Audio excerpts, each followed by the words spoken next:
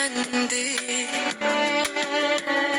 Sederekten oldu her setri bendi.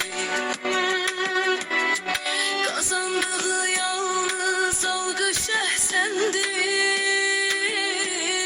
Sedereğin fekri Hacı Tofik'in. Kitapları ötüp geçimdir yüzü. Her biri tarihe aparır bizi. Ebedi tarihte kalacak izi.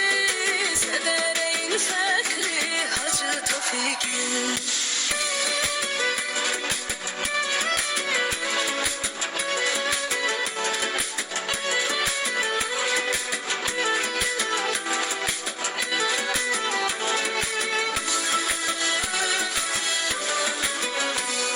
Kendisine vessiz olup hizmeti, savadlı gençlere verdi kıymeti.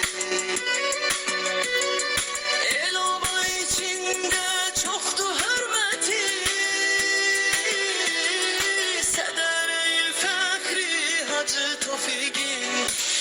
Kitapları öpüp geçirdi yüzü.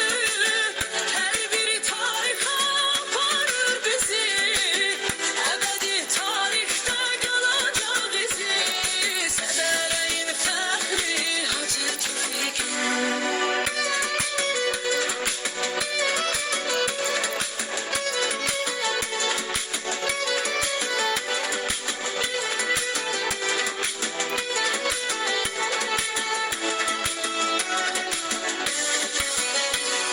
Savadlı gençleri gezip tapardı. Her birini bir bir üze çıkardı.